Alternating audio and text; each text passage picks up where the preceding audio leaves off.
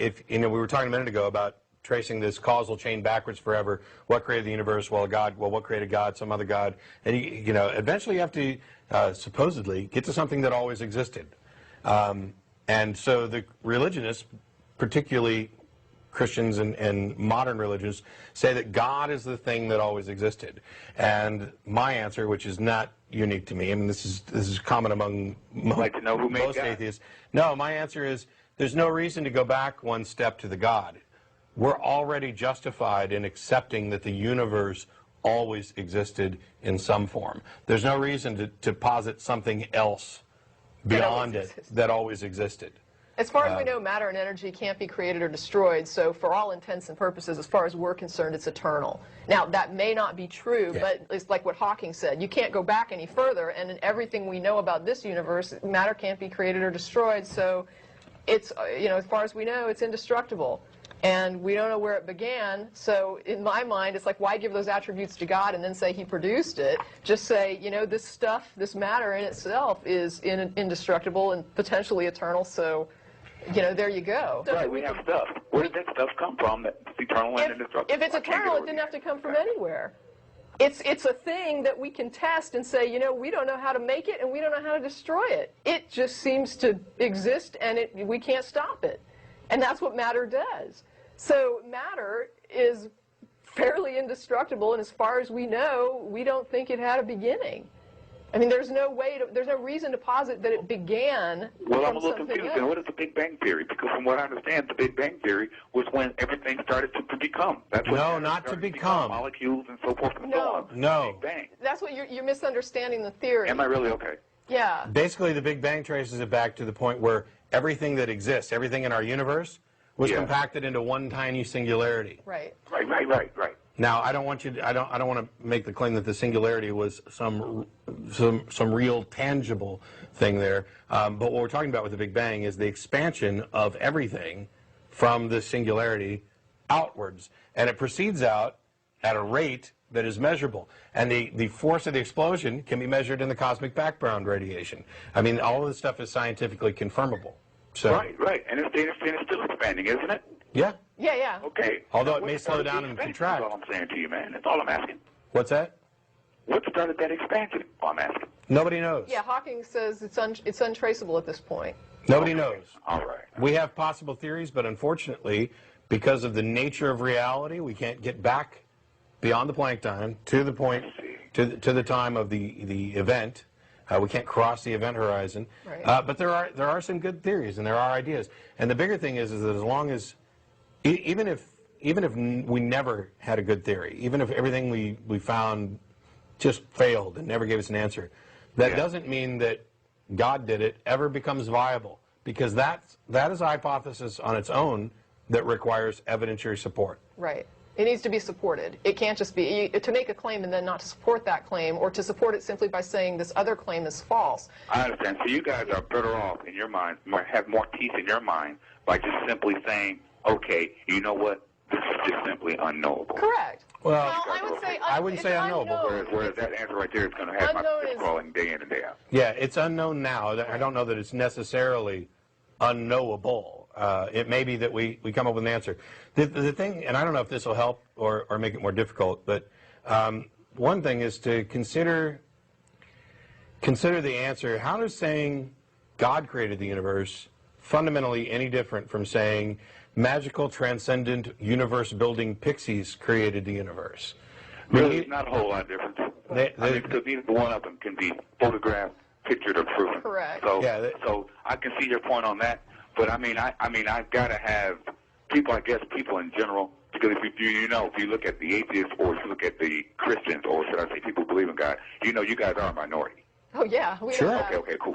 So you do know that. Yeah. So I think what it is most human-natured people, we have to have some type of answer. We're just not going to go with this is unknowable. I won't take up too much of your time, man. I mean, I'm going to, go here. Okay. Jen, but Well, damn, we dude, appreciate the I call, sure Tracy. Like We'll go ahead I like how honest you are about how you feel and stuff. Thank you. We appreciate the call. It was just a story that related. It was a Buddhist story about a person that comes to Buddha and he's complaining. I think I might have said it before on the show, so I don't want to spend too much time, but one of his followers comes and complains that I've come to follow you because people told me that you were this wise master, and ever since I've been here now, it's been 5 years, and you have never once explained like universal origins or all these, it's these religious, heavy religious questions about you haven't, where did the universe come from, why are people intelligent, why, all these things that you've not given me an answer to. And Buddha says to him, if you were shot with an arrow, would you let me remove the arrow, or would you tell me I can't take the arrow out until I find out who shot you? And the point being, he's like, I can help you deal with your emotions and deal with your emotional pain, but if I don't know, do you have to know the answer to this in order to basically cope with your life? Right. And so Buddha's answer was, these questions don't really matter in the grand scheme of living your life and doing what you need to do and getting by and having emotional control, being fulfilled, being happy does not require that you know who shot you. Yeah. Certain questions don't require an answer for you to have a happy life, and one of them is, where did the universe come from? Yeah. Towards the end, he made this comment that we recognize that we're a minority, and he's like, well, we're human beings, man. We want to answer this question, and we're going to believe in something like this. And I'd say no. That's the whole point. It doesn't matter that we're a minority. We don't even need to bring numbers into it. The point I'm making is that you don't have to, whether it's the majority doing it, whether it's out of comfort,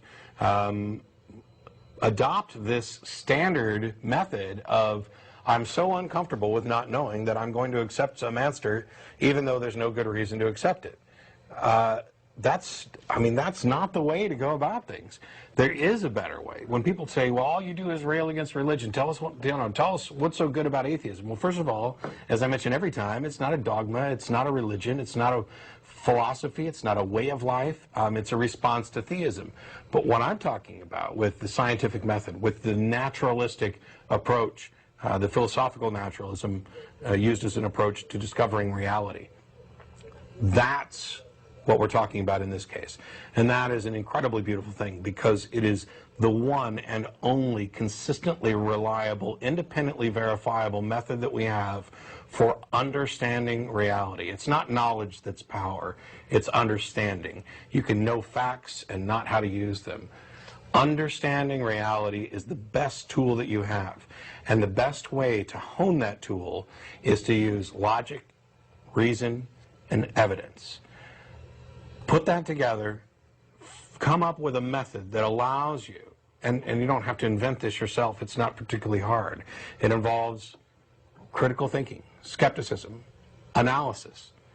How reliable are your sources? Asking yourself those questions allows you to fine-tune and hone your mind so that you can believe as many true things and as few false things as possible. That's the key. That's the key to understanding.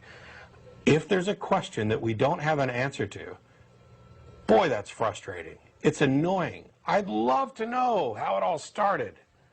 I'd love to know without any doubt how it all started.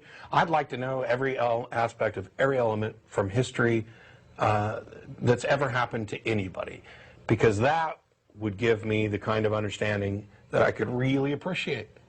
But we can't. I can't know what was going through Napoleon's mind.